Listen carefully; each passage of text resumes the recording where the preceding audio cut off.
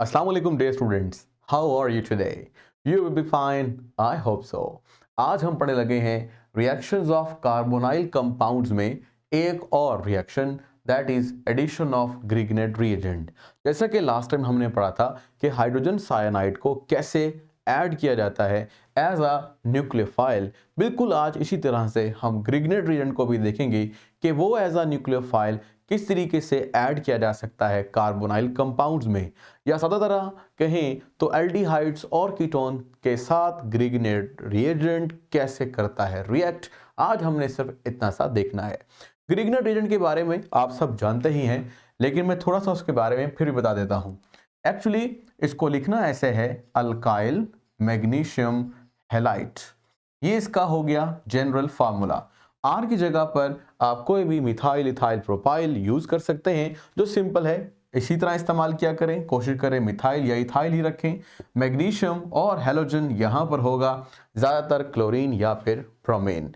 अब चलते हैं एक और बात की तरफ, और वो ये कि जो अंडरस्टूड है, और जब भी आप ग्रिग्नेट रिएजेंट को यूज करते हैं तो आपने ईथर की मौजूदगी में उसे यूज करना है, नॉन एक्वस। यानी एक्चुअली होता यह है कि अगर आप यहाँ पे पानी रखेंगे तो ग्रिग्नेट रिएजेंट बहुत ज़्यादा, पानी से मुराद है ईथर एक सॉल्वेंट है, सॉल्वेंट को चेंज करते हैं जैसे कि वाटर। तो मैं ये कह रहा हूँ कि ग्रिग्नेट रिएजेंट बहुत ही रिएक्टिव है टूवर्ड्स द वाटर, और वो उससे रिएक्ट कर जाएगा, और जिससे आप चाह रहे होंगे उससे रिएक्ट करना मुश्किल हो जाएगा, प्रोडक्ट हमारे डिफरेंट आ जाएंगे। तो इसलिए ईथर का यूज़ होता है। अब अगली बात वो ये, जो ग्रिग्नेट रिएजेंट के बारे में आपको पता होनी चाहिए कि इसके दो हिस्से हैं जो बेसिकली आपने अभी डिस्कस भी करने हैं। One is positive part and second one is partial negative और नेगेटिव। ये नेगेटिव चार्ज कार्बन पर है। आर से मुराद अगर आप मिथाइल ले रहे हैं तो CH3 का जो कार्बन है वो एक्चुअली आप तस्वर करेंगे कि वो नेगेटिव पार्ट है। इस तरह से ग्रिग्नेट रिएजेंट में दो किस्म के हिस्से हैं, एक इलेक्ट्रोफाइल और दूसरा न्यूक्लियोफाइल। तो जो हम रिएक्शंस की टाइप पढ़ रहे हैं वो न्यूक्लियोफिलिक एडिशन रिएक्शन है, और ये बेस कैटालाइज्ड रिएक्शन है। हमारी बुक में ये रिएक्शन सेकंड नंबर पर है, वहीं पर हम इसको उसी तरह से कर रहे हैं। जिन लोगों का पहला रिएक्शन यानी एडिशन ऑफ हाइड्रोजन साइनाइड, या आप कह लें कि HCN मिस हो गया है, वो आप पिछले लेक्चर में देख सकते हैं। डिस्क्रिप्शन में आपको प्लेलिस्ट मिल जाएगी इस चैप्टर नंबर 12 की, और वहां से आप देख सकते हैं। तो बहरहाल ये था जी आपके पास एक सिंपल सा इंट्रोडक्शन जो ग्रिग्नेट रिएजेंट के बारे में है, और आपको ये पता होना चाहिए। अब हम वो करेंगे जो हम करना चाहते हैं। हम क्या करना चाहते हैं, हम कार्बोनाइल कंपाउंड, भाई याद रखो चाहे एल्डिहाइड हो या कीटोन, उसमें एक चीज तो कॉमन है, इसका नाम है कार्बोनाइल ग्रुप।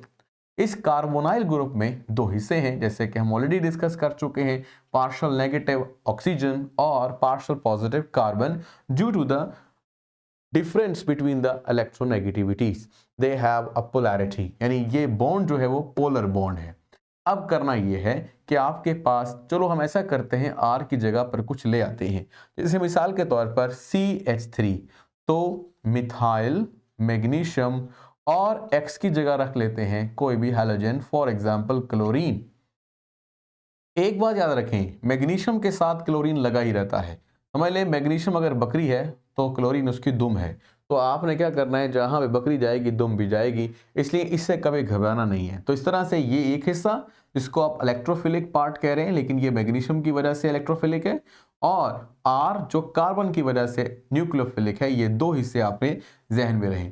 अब जाहिर सी बात है कि अगर हम मान रहे हैं कि मैग्नीशियम पार्शियल पॉजिटिव है और कार्बन ऑफ द मिथाइल या मिथाइल ग्रुप एक न्यूक्लियोफिलिक पार्ट है, और हम पढ़ रहे हैं न्यूक्लियोफिलिक एडिशन रिएक्शन, तो न्यूक्लियोफाइल क्या कर सकता है, अटैक कर सकता है। तो हम भी न्यूक्लियोफाइल का एक अटैक करेंगे। ये देखें जी, ये न्यूक्लियोफाइल ने अटैक कर दिया कार्बन पर, यानी ये CH3 इस कार्बन से जुड़ना चाहता है। तो जाहिर सी बात है कार्बन की वैलेंसी बढ़ जाएगी। कार्बन की वैलेंसी ऑलरेडी 4 है, अब वो 5 होने लगेगी। तो फिर क्या करना पड़ेगा, कार्बन को अपनी वैलेंसी कम करनी पड़ेगी। तो वैलेंसी को कम करने के लिए ये वाला बॉन्ड शिफ्ट करना पड़ेगा ऑक्सीजन पर। इस तरह ऑक्सीजन पर कंप्लीट नेगेटिव चार्ज आ जाएगा। तो हम यहां पर लिखते हैं जी, क्या हुआ, एरो और वही ईथर CH3 के बाद डायरेक्टली आपने C लिखना है। तो ये है जी वो CH3 जो आपने ग्रिग्नेट रीजन से बतौर न्यूक्लियोफाइल ऐड करवाया है। ठीक है जी, और बाकी वो कार्बोनाइल ग्रुप का जो कार्बन है वो ये रहा, और अब यहाँ पर जस्ट एक सिंगल बॉन्ड है और नेगेटिव चार्ज है। बिल्कुल यही मैकेनिज्म हमने पहले भी किया था, जिसमें हमने बस CH3 की जगह पे एक न्यूक्लियोफाइल रखा था जो NU की शक्ल में या CN की शक्ल में यहां पर आया था। तो जी ये हो गया एक सिंपल सा प्रोसेस। लेकिन अब याद करें, अगर CH3 इस कार्बन से एक बॉन्ड बनाना चाहता है तो वो अपना इलेक्ट्रॉन तो अपने पास ही रखेगा, लेकिन होता यह है कि जो मैग्नीशियम का इलेक्ट्रॉन है वो वैसे छीन लेता है। ताकि क्यों, क्या करने के लिए, इस कार्बन को देने के लिए। क्यों? क्योंकि इस कार्बन का ये जो इलेक्ट्रॉन है ये चला गया है ऑक्सीजन पर। ऑक्सीजन के पास अपना इलेक्ट्रॉन तो है ही, लेकिन एक इलेक्ट्रॉन इजाफी आया है, that's why it has a negative charge now. और मैग्नीशियम जो है वो डिप्राइव्ड ऑफ हो गया है, मतलब डिप्राइव्ड ऑफ द इलेक्ट्रॉन, एक इलेक्ट्रॉन की कमी हो गई है मैग्नीशियम पर, इसलिए मैग्नीशियम पर जो चार्ज आएगा वो पॉजिटिव होगा। अब ये जो पॉजिटिव चार्ज रखने वाला मैग्नीशियम है, यानी वो बकरी, ये कहाँ जाएगी, नेगेटिव चार्ज रखने वाले ऑक्सीजन के पास। तो मैं यहां पर आपको दिखा देता हूं, Mg और साथ Cl ऐसा सच लिख दीजिएगा। Cl को कोई टेंशन नहीं देनी आपने, और चार्ज पॉजिटिव लिख सकते हैं। एक्चुअली ये ऐसा है, बहुत सारी बुक्स में यहाँ पर नेगेटिव और पॉजिटिव चार्ज लिखा होता है, तो मैंने भी यहाँ पर नेगेटिव पॉजिटिव चार्ज लिख दिया है। जैसे कि NaCl पर आप चार्ज भी लिख सकते हैं, और NaCl को आप बगैर चार्ज के भी लिख सकते हैं। यहाँ पे भी ऐसा है कि चाहो तो दोनों ही नेगेटिव पॉजिटिव ना लिखो या लिखो, क्योंकि ये न्यूट्रल यहाँ पर हो जाता है। अब ये नहीं कह सकते ये आयन है, ये एक न्यूट्रल कंपाउंड है, ये बाकायदा एक स्टेबल कंपाउंड है, और आप इसको एक और नाम से पुकार सकते हो, दैट इज एडक्ट। ये मैंने लास्ट टाइम बताया था, ये एडिशन प्रोडक्ट को मिलाकर लिखा गया है, एडिशन का एड और प्रोडक्ट का डक्ट, तो ये एक एडक्ट बन गया है। अब इस एडक्ट की हमने करनी है हाइड्रोलिसिस।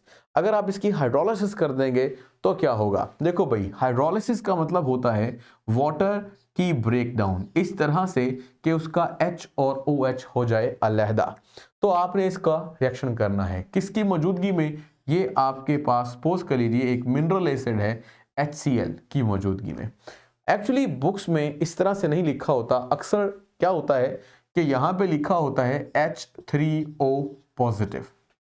एक्चुअली होता यह है कि पानी का जो डिसोसिएशन कांस्टेंट है वो बहुत ही थोड़ा है, यानी पानी H और OH आयन प्रोड्यूस नहीं करता। लेकिन अगर आप वाटर में कोई एसिड या बेस डाल देते हैं तो क्या होता है, फॉर एग्जांपल देखो, ये आपके पास क्या है H2O को अगर ये H मिल जाए, क्योंकि ये लेस आयोनाइजेबल है, HCl ज़्यादा आयोनाइजेबल है, तो जो मोर आयोनाइजेबल होता है वो ही अपने आयन देता है, जैसे कि हाइड्रोजन आयन और क्लोराइड आयन। हाइड्रोजन आयन जब H2O को मिलेंगे तो ये बन जाएगा H3O पॉजिटिव, और जो बाकी चीज़ है वो है Cl नेगेटिव। तो बुक क्या करती है, वो सिर्फ और सिर्फ ये बीज लिख देती है। इसका मतलब आपने लेना है H और OH आयन, यानी जितना ज़्यादा HCl आयनाइज होगा उसी तरीके से वाटर के पास भी क्या होगा, H आयन और OH आयन देने की सलाहियत होगी। बहरहाल हम इतनी ज़्यादा इसमें परेशानी नहीं लेते, हम ऐसा करते हैं, हम डायरेक्टली लिखते हैं। ये भी लिख सकते हैं यानी H और OH, और अगर ये ना लिखना चाहें तो इन सब की जगह पर आप मिलाकर लिख दो H3O पॉजिटिव। इस तरीके से रहेगी आसानी। वो मैंने ऊपर लिख दिया है, जो नीचे लिखा था ये रहा, और H3O पॉजिटिव यानी H आयन और OH आयन आपको दिखाए जा रहे हैं, और ये हाइड्रोलिसिस होने लगी है। यानी आपने सोचना है कि इसके पास बहुत सारे H और बहुत सारे OH हैं। अब क्या करोगे, अब आपने करना यह है कि वैसे यहाँ पे मैकेनिज्म नहीं है थोड़ा सा ज़्यादा, लेकिन आपने सोच लेना है कि आपने इस नेगेटिव पॉजिटिव को ब्रेक करना है, या इनके दरमियान बॉन्ड को ब्रेक करना है। और ब्रेक करने के बाद आपने नेगेटिव पार्ट को वाटर का पॉजिटिव पार्ट यानी क्या दोगे, H आयन, और जो मैग्नीशियम पॉजिटिव है इसको आपने दे देना है OH आयन। लो भाई देकर देखो जरा, CH3 फिर वो कार्बोनाइल ग्रुप का कार्बन, और फिर उसके बाद उसका O नेगेटिव, और नेगेटिव के बाद आपने देना है हाइड्रोजन आयन। जब वो हाइड्रोजन आयन आएगा तो फिर अब आपको चार्ज लिखने की जरूरत यहां पर नहीं है। हाँ भाई, क्या बन गया? जब ऐसे आपने बनाया OH, दैट इज एल्कोहल। तो अल्कोहल बनाने का तरीकाकार है कि अगर आप कार्बोनाइल कंपाउंड को रिएक्ट करवा दो ग्रिग्नेट रिएजेंट से तो आपको अल्कोहल मिल सकता है। ये अल्कोहल कैसा होगा इसकी थोड़ी सी नेचर हम जानते हैं, लेकिन इससे पहले जो बाकी प्रोडक्ट है वो भी मैं कंप्लीट करता हूं। MgCl ये लिखा है प्लस MgCl, बकरी और उसकी दुम, पैसे की वैसे ही, इसमें कोई भी तब्दीली नहीं आई। जो तब्दीली आने वाली है वो वाटर का जो नेगेटिव पार्ट है वो यहाँ पर आएगा और उसको हम लिखेंगे OH। लो भाई, ये आपके पास एक प्रोडक्ट बन गया है। इसकी हमें कोई ख़ास ज़रूरत नहीं थी, लेकिन अल्कोहल बनाना हमें यहाँ पर अहम मतलब रिएक्शन के तौर पर साबित होगा हमारे लिए। अच्छा जी, अब रिएक्शन तो हो गया, ये जनरल रिएक्शन हो गया कुछ हद तक। वो कैसे? क्योंकि आप देख रहे हो कि ये दो वैलेंसीज मैंने छोड़ दी हैं और मैंने कहा है कि ये एल्डिहाइड है या कीटोन यानी कार्बोनाइल कंपाउंड है। तो अब आप ऐसे ही करोगे कि कार्बोनाइल कंपाउंड बनाओगे और उसके साथ साथ रिएक्शन को देखोगे। जैसे मिसाल के तौर पर हम यहां पर लिख देते हैं क्या भाई, फॉर एग्जाम्पल हम लिखते हैं एक हाइड्रोजन और दूसरा भी यहां पर हाइड्रोजन। तो यहां पर भी लगेगा हाइड्रोजन और इधर भी हाइड्रोजन, और इसी तरह यहां पर भी हाइड्रोजन और ये हाइड्रोजन। इसको आप सिंपली ऐसे भी लिख सकते हो CH3CH2OH, यानी कि CH3CH2OH एक प्राइमरी अल्कोहल है। प्राइमरी अल्कोहल से मुराद ये है कि अगर ऐसा कार्बन जिसके साथ फंक्शनल ग्रुप अटैच हो और उसके साथ जस्ट एक कार्बन अटैच हो, यानी फंक्शनल ग्रुप से अटैच्ड कार्बन जो कि प्राइमरी कार्बन कहलाता है, ठीक है, वो तब प्राइमरी कहलाता है जब उसके साथ कोई भी कार्बन ना हो या जस्ट वन कार्बन हो। तो ये आपके पास प्राइमरी कार्बन है और उससे अटैच अल्कोहलिक ग्रुप बनाता है उसको प्राइमरी अल्कोहल। तो आपने क्या बनाया जी? Primary alcohol. ठीक है जी, कोई मसला नहीं है। अब इसके बाद थोड़ा सा ये भी देख लें, ये क्या था, शुरुआत कहां से ली गई थी? शुरुआत ली गई थी फॉर्मल्डिहाइड से। तो यहां पर हम कुछ MCQ भी बना रहे हैं और जनरल बातें भी कर रहे हैं कि फॉर्म एल्डिहाइड की अगर आप ग्रिग्नेट रिएजेंट से रिएक्शन करवाकर हाइड्रोलिसिस करेंगे तो जो बनने वाला अल्कोहल होगा वो प्राइमरी अल्कोहल होगा। इसके बाद हम दोबारा चलते हैं और इधर देखते हैं कि CH3 लगाने से क्या होगा। CH3 लगाने से ये बन जाएगा एसिटल्डिहाइड, और यहां पर भी फिर आपको CH3 लगाना होगा और यहां पर भी फिर आपको CH3 लगाना होगा। अब आप देख रहे हैं कि फंक्शनल ग्रुप यानी अल्कोहलिक ग्रुप से अटैच्ड कार्बन के साथ मजीद दो कार्बन अटैच हो गए हैं। अगर ऐसी सिचुएशन आ जाए तो इसे हम सेकेंडरी अल्कोहल बोलते हैं। वैसे इसके नेम भी हैं जो आयोपिक नेम आप दे सकते हो, यानी select the longest continuous carbon chain, 1 2 3 carbon की चेन है, 2 पर क्या लगा हुआ है? Alcoholic group. तो आप बोल सकते हैं प्रोपेन का E हटाकर OL लगाना है, प्रोपेनोल, लेकिन 2 नंबर कार्बन पर है 2 प्रोपेनोल। जिसने नोमेनक्लेचर नहीं देखा वो भी नोमेनक्लेचर देख सकता है, आयोपिक नोमेनक्लेचर वैर खान अकेडमी यूट्यूब पर लिखें, आपको फौरन मिल जाएगा। उम्मीद है कि इतना अब नोमेनक्लेचर आपको आता ही होगा। अब देखिए डी, नेक्स्ट की बात वो क्या है। अब के बार थोड़ा सा जरा ये MCQ कंप्लीट कर लें। अगर प्राइमरी अल्कोहल बनाना है तो फॉर्मल्डिहाइड से। MCQ किसी तरह ही बन सकता है कि primary alcohol is formed from formaldehyde, acetaldehyde, ketone, acetone, all of these, none of, कुछ भी। तो ये आपको बताना चाहिए कि फॉर्मल्डिहाइड से बनेगा। और इसी तरह से हमने अब स्टार्टिंग ली है एसिटल्डिहाइड से। तो एसिटल्डिहाइड से हमने क्या बनाया? एसिटल्डिहाइड से हमने बनाया सेकेंडरी अल्कोहल। तो ये भी आपने लिख देना है।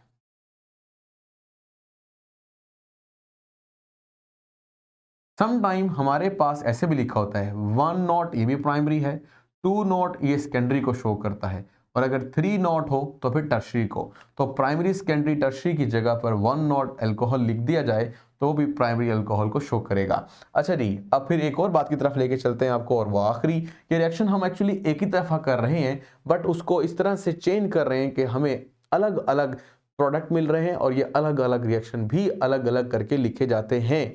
मतलब आपने मेरी तरह नहीं लिखना कि भाई लिख दिया फिर बटा के लिख दिया, नहीं, आपने पेज पे प्राइमरी अल्कोहल बनाना है, सेकेंडरी अल्कोहल फिर बनाना है रिएक्शन कर कर, और फिर मजीद जो है वो जो टर्शरी अल्कोहल है वो भी आप बना सकते हैं। वो कैसे, देखो भाई, अब के बार मैंने लिया है कीटोन या एसीटोन, तो यहाँ पर भी क्या आएगा CH3 और यहाँ पर भी क्या आएगा CH3।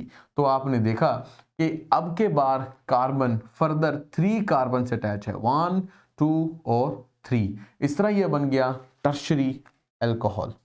हाँ जी, अब मैं पूछता हूं कि टर्शरी अल्कोहल किसकी रिएक्शन की वजह से या हाइड्रोलिसिस की वजह से बनता है, तो फिर अब आप जवाब दे सकते हैं अगर आपके पास ऑप्शंस मौजूद हों, फॉर्मल्डिहाइड, एसिटल्डिहाइड और एसीटोन। तो इसका जवाब होगा एसीटोन, या जनरली भी लिखा गया था है समटाइम कीटोन।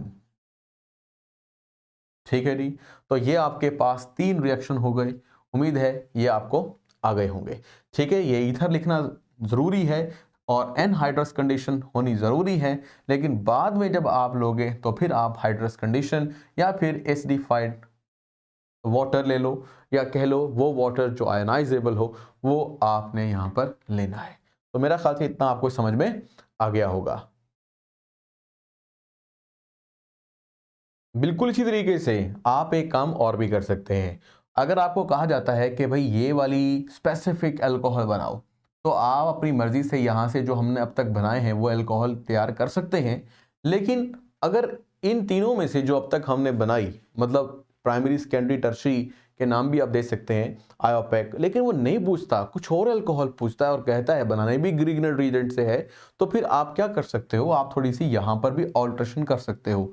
जैसे मिसाल के तौर पर यहाँ हमने क्या रखा है CH3, तो आपने CH3 से सारा रिएक्शन कर लिया, जरूरी नहीं था कि CH3 रखा जाता, आप यहाँ पर रख सकते थे CH3CH2 यानी इथाइल। जब आप इथाइल रख दोगे तो फिर क्या होगा, फिर जहां जहां आपने CH3, जैसे ये CH3 लगाया है, इसी CH3 की जगह पर आप C2H5 लगा सकते हो। इस तरह आपकी कार्बन चेन लंबी हो जाएगी। मैं फिलहाल लिख देता हूं CH3CH2 दिखाने के लिए। तो आपने देखा कि अब ग्रिग्नर रिएजेंट ने क्या हुआ, अगर R ग्रुप चेंज किया तो अल्कोहल भी डिफरेंट हो जाएगी। प्राइमरी, सेकेंडरी, टर्शरी तो वही रहेगी, लेकिन नेम चेंज हो जाएंगे। फॉर एग्जांपल मैं इस अल्कोहल को अलग करके लिखता हूं और इसका नाम भी लिखते हैं। ये देखें, ये आपके पास क्या है, CH3CH2 जो हमने नया बनाया है ग्रीन वाला, और फिर उसके बाद C, ये आपके पास CH3CH3 और OH। Select the continuous carbon chain, the longest carbon chain is 1 2 3 4, जहां से OH करीब पड़े वहां से आपने नंबरिंग देनी है। अब आपके पास ये तो हो गई चेन, और अगर इसको वैसे इस CH3 यानी सब्स्टिट्यूएंट के अलावा देखा जाए तो ये बन गया 2 ब्यूटेनॉल, लेकिन जो CH3 यहां पे लगेगा तो सब्स्टिट्यूएंट को नेम पहले देंगे, तो नाम क्या बनेगा, 2 मिथाइल। यानी आपने ये देखना है 2 पे क्या लगा है, मिथाइल पहले, और फिर जो मैंने नाम दिया है, और 2 नंबर वाले कार्बन पर ही 4 कार्बन की चेन में यानी ब्यूटेन में ये हटाकर अल्कोहलिक ग्रुप मौजूद है। तो 2 मिथाइल 2 ब्यूटानॉल, ये आपके पास इसका नेम भी आ गया। तो आपने देखा कि हमने ग्रिग्नर रिएजेंट को चेंज किया तो क्या हुआ, साथ साथ जो अल्कोहल है वो भी चेंज हो गया। लेकिन चूंकि इस कार्बन के साथ अभी भी 3 कार्बन अटैच हैं, तो ये आपके पास क्या हुआ भाई, वही टर्शरी अल्कोहल। किसकी वजह से बना गया है, कीटोन या एसीटोन की वजह से।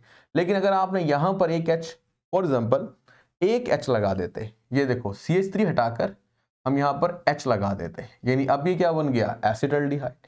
तो आखिर में यहां पर क्या आता, यहां पर भी H आता, और फिर ये दोबारा से बन जाती सेकेंडरी अल्कोहल। तो देखा, वो प्राइमरी, सेकेंडरी, टर्शरी अल्कोहल तो वैसे ही रहेंगे, लेकिन जो नई चीज आएगी वो क्या होगी, वो आपके पास अल्कोहल की टाइप, अल्कोहल का आयोपिक नेम वो होगा डिफरेंट। बाकी प्राइमरी, सेकेंडरी, टर्शरी उसी अंदाज में रहेगा कि अगर आप रिएक्ट करवाते हो फॉर्मल्डिहाइड, एसिटल्डिहाइड या फिर कीटोन के साथ। तो अब तक के लिए फिर अल्लाह हाफिज, खुश रहें, जीते रहें, और सब्सक्राइब जरूर करें। अल्लाह हाफिज़।